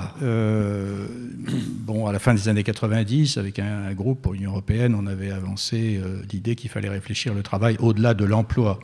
Je pense que ça reste plus exact que jamais. L'emploi tel que j'ai essayé de le définir tout à l'heure, là, il est clair, d'ailleurs dans certains éléments qui nous ont été donnés dans le cas de la Chine hier lors du colloque, où on s'attendait à ce que le salariat prenne la place de tout, on s'aperçoit qu'il y a une stagnation et qu'il y a d'autres formes de travail qui se maintiennent. Donc, sur les formes que prendra le travail humain, elles sont diverses, variées. Sur l'idée de la fin du travail, à mon sens, ce serait la fin de l'espèce. Puisque comme si on reprend ce départ anthropologique que j'évoquais tout à l'heure, l'être humain, il a des images dans la tête propres. Et ce n'est pas des datas pleines d'images. Hier, un fellow qui était à notre colloque a dit qu'un bébé, il voit un chat une fois, il reconnaît un chat. Alors que les machines à reconnaître les chats, il faut qu'ils voient des millions de chats. Et ils continuent de confondre avec des panthères. Donc c'est autre chose qui se joue. Et donc nous avons sur les murs de l'amphithéâtre Simone Veil une citation d'elle que j'aime particulièrement. Elle dit par le travail, la raison saisit le monde et s'empare de l'imagination folle. Je trouve cette formule, on ne peut pas faire plus concis pour désigner les enjeux anthropologiques du travail, c'est-à-dire dans la confrontation avec la réalité des objets et de mes semblables avec qui je dois me confronter, c'est à la fois l'expression de mon imagination qui doit se donner dans le travail, et c'est un apprentissage de la raison, parce que c'est dans cette confrontation que j'apprends et j'incorpore mes propres limites. C'est en cela que priver des générations entières de l'expérience du travail, comme on est en train de le faire, aussi bien au nord qu'au sud, c'est se préparer à des catastrophes, parce que ça affecte l'apprentissage de la raison. Donc, entendu en ce sens, quand je vois la variété des sujets sur lesquels les fellows qui viennent ici sont capables capable de travailler, de se passionner sur des objets que je n'oserais pas partager dans cette salle, tellement ils vous paraîtraient ésotériques, je pense que la capacité d'interrogation et de labeur de l'être humain, elle est infinie. Mais en revanche, les formes de travail asservies, celles-là, on peut souhaiter qu'elles soient diminuées autant que possible, bien entendu. J'en profite pour dire juste une petite chose qui m'a été évoquée à propos de la mutualité, parce que c'est à propos de ce qui a été dit sur l'Inde et l'expérience indienne que je connais un peu, puisque j'étais invité, d'ailleurs, je ne crois pas que je pourrais y aller, mais par la responsable de SIWA, qui est une des très grandes organisations connues au plan international, ça veut dire Self-Employed Women. Ce sont les femmes des slums, des bidonvilles indiens qui s'auto-organisent pour organiser justement ce dont elles ont besoin. Il y a des négociations qui se passent avec des opérateurs privés, les collectivités territoriales. Ce qu'on voit, c'est la nécessité d'avoir des formes de négociation et de délibération collective qui sortent de ce qu'était la relation binaire employeur-salarié. Bon, alors de ce point de vue, c'est une des raisons pour lesquelles je trouvais vraiment que les réformes qui ont été adoptées ces derniers temps sont vraiment très datées. Elles sont, à mes yeux, c'est très vieux monde de dire que l'urgence chez les éleveurs de cochons bretons, c'est qu'ils négocient avec leurs compagnons de labeur un code du travail par porcherie. C'est vraiment... En revanche, avoir des dispositifs de négociation à l'échelle territoriale qui fassent que les collectivités locales, les exploitants, l'agroalimentaire puissent discuter ensemble de comment on sort des impasses économiques et écologiques où on a engagé cette région dans les années 60, ça c'est un vrai sujet. Donc si vous voulez, il y aurait besoin de nouvelles formes de négociation. Et ce que je dis à propos de l'échelle territoriale, c'est vrai à l'évidence aussi sur les chaînes de production. Alors de ce point de vue, et j'en arrive, et je vais terminer par là, par la mutualité, il me semble que la tradition française de la mutualité est une chance extraordinaire si les mutuelles arrivent à ne pas se fondre dans le paysage des assureurs. C'est-à-dire d'avoir la conscience qu'ils sont les représentants d'une longue tradition de mise en œuvre de l'idée de solidarité civile, c'est-à-dire de solidarité qui n'attendent pas tout de l'État. Et je crois que ça répond aux attentes de toute une partie de la jeunesse qui, elle, n'attend vraiment plus rien du monde politique, ce qui pose d'autres problèmes. Hein. Mais peut-être, et c'est une question que j'aimerais poser à M. Fournier, est-ce qu'il voit dans cette tradition de la mutualité française des signes qui montreraient que l'esprit de la mutualité est encore présent face à ceux qui voudraient faire penser que la mutualisation, c'est simplement une question de calcul de risque. Pour vous, merci. Je sais que la question est posée par un déçu du mutualisme, donc je vais essayer d'y répondre. Mais bon, je sais qu'elle est aussi plein de bonnes intentions. Voilà, votre question. Elle est sincère, mais je le sais. Oui, il y a des signes. Il y a des signes qui sont encore compliqués à faire vivre. En fait, la question que vous nous posez, c'est comment ce modèle mutualiste, on arrive à le faire vivre aujourd'hui, à le moderniser. Et finalement, les racines qui ont fait qu'à un moment donné, je crois que quelqu'un me posait la question à table, comment c'est né les mutuelles. On peut peut-être parler de ça. Alors c'est une longue histoire, mais ça s'est particulièrement développé en France au moment de l'industrialisation. C'est-à-dire au moment où les risques nouveaux apparaissaient et au moment où les solidarités familiales liées au monde paysan sont éclatées, puisque les gens allaient en ville. Et donc se retrouver face à un problème de santé, ça pouvait devenir une catastrophe. Il n'y avait aucune protection. Et effectivement, et en particulier dans l'Ouest, on pourrait revenir sur les raisons qui ont fait que dans l'Ouest, les gens ont plutôt tendance ont eu tendance en tout cas à ce moment-là à se prendre par la main, j'allais dire, pour faire face et ne pas attendre l'État. Mais il y a cette tradition, et donc les gens, par une caisse commune, on fait en sorte de faire face aux problèmes de santé. Puis après, c'est devenu, avec la loi sur les assurances sociales des années 30 et la création de la sécurité sociale, tout ça, ça a été globalement pris en charge par l'État. Et les mutuelles sont revenues à une position un peu congrue. Et il faut le dire, on a eu tendance, les mutuelles, à devenir des assureurs et à prendre en charge le risque santé, avec le fait qu'il n'y avait pas d'actionnaires à rémunérer. Donc il y avait une part en moins de la cotisation qui partait vers les actionnaires et qui restait pour la structure et pour l'intérêt de ses adhérents. Mais globalement, on s'est trop recentré probablement sur ce métier de l'assurance, en oubliant peut-être qu'en fait, traiter la question de la santé, ça peut se faire de manière très différente. Et en particulier aujourd'hui, ce qu'on essaye de faire, et là, c'est de réactiver le rôle de nos élus, le rôle de nos délégués, c'est-à-dire de gens qui ont adhéré à la mutuelle, qui certes sont venus chercher un produit d'assurance, mais qui aujourd'hui pourraient très bien avoir un rôle beaucoup plus important sur la question de la santé. Et pourquoi je vous dis ça? Parce qu'on est en train de prendre conscience, et la science nous y aide, en particulier l'épigénétique, et puis on voit bien que le système de santé en France aujourd'hui ne pourra pas financièrement tenir si on reste dans une logique dans laquelle on est aujourd'hui, une logique très curative. Et on voit bien qu'il y a 1000 choses à faire pour éviter de tomber malade. Il y a 1000 choses à faire pour éviter dans des logiques-là. La science nous montre qu'aujourd'hui, les questions de santé, et c'est vrai qu'au XXe siècle, on avait affaire à des maladies infectieuses, il fallait lutter contre les maladies infectieuses. Aujourd'hui, on doit lutter, l'essentiel des problèmes de santé viennent de maladies chroniques. Et les maladies chroniques, elles ont la particularité d'être liées à notre patrimoine génétique, mais pas seulement. Pour au moins la moitié, je ne vais pas donner des statistiques parce que je pense que ça serait très mauvais, en tout cas, il y a une grande part qui est liée à notre environnement, la qualité de notre environnement, aux polluants auxquels on est exposé ou pas, qui est liée effectivement à l'activité physique, qui est liée à l'alimentation, la qualité de l'alimentation qu'on va avoir, mais qui est liée aussi aux relations sociales. Il y a des études qui montrent, en particulier aux États-Unis, qu'il vaut mieux être obèse à vivre en famille qu'avoir le poids idéal et tout seul. On a une mortalité plus importante. Et c'est là où nous, Harmonie Mutuelle, et d'autres mutuelles, j'espère, sont dans cette stratégie-là, on se dit que des gens peuvent très bien, à titre bénévole, s'impliquer sur ces questions-là. Ce sont des choses très simples, hein.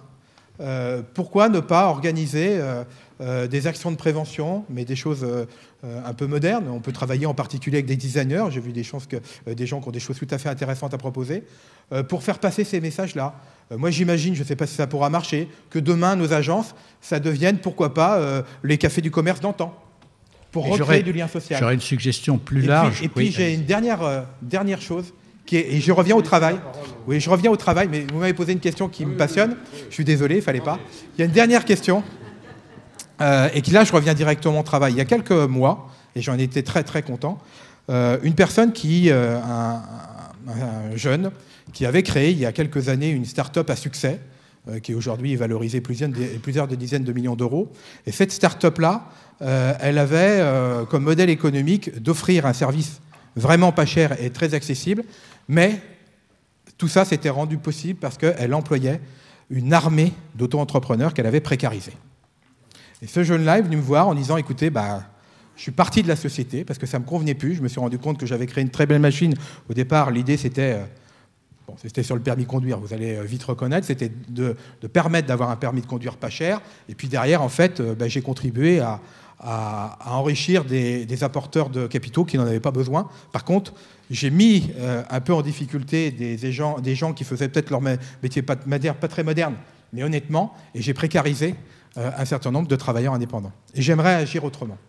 Et là, il est venu nous voir en disant, tiens, les mutuelles ont peut-être quelque chose. Et on est en train de l'aider, on est en train de le soutenir pour qu'il crée une scope. Il y aura toujours des travailleurs indépendants et des auto-entrepreneurs, parce que Pierre Vest le disait tout à l'heure, il y a une demande d'autonomie, et tout le monde ne veut pas être salarié. Par contre, les auto-entrepreneurs vont comprendre que l'action collective peut avoir un sens, et vont faire en sorte que la structure va leur appartenir, et si l'outil, si la plateforme prend de la valeur, ils travailleront aussi pour eux, et ils travailleront avec d'autres, et aussi, ils vont aussi peut-être toucher du doigt le fait que cette action collective va leur permettre d'avoir une protection sociale de qualité. Voilà peut-être des choses dans lesquelles la mutualité peut peut-être retrouver par son esprit et peut peut-être contribuer à des solutions. Merci à vous, monsieur. Vous voyez, je ne vous ai pas coupé. Hein. Pas du tout, non, mais vous comprenez pourquoi, en général, à la télé, ils font toujours... voilà. Donc... je vais vous donner la parole. Vous avez cité peut-être cette phrase du philosophe Bernard Stiegler. Travailler, c'est prendre soin. C'est lutter contre l'entropie qui est propre pas simplement à l'extinction de l'univers, mais au fait que nous autres, pauvres humains, nous avons tendance à nous assoupir. Vous savez, comme disait Arthur Rimbaud, il y a chez nous tous un assis qui se cache. Et donc, pour lutter contre l'entropie, il faut un peu de négantropie. C'est un mot barbare, mais ça veut dire quand même quelque chose. C'est peut-être aussi un certain rapport à la mort, c'est-à-dire la capacité de l'organisme vivant humain.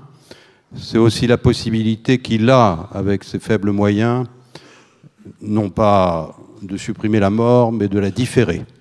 Et c'est cela être vivant, et c'est cela être travailler, à mon avis. Merci à vous d'être venus écouter nos amis de l'Institut des études avancées, les représentants de l'agence, M. Combe du BIT et de la Mutualité.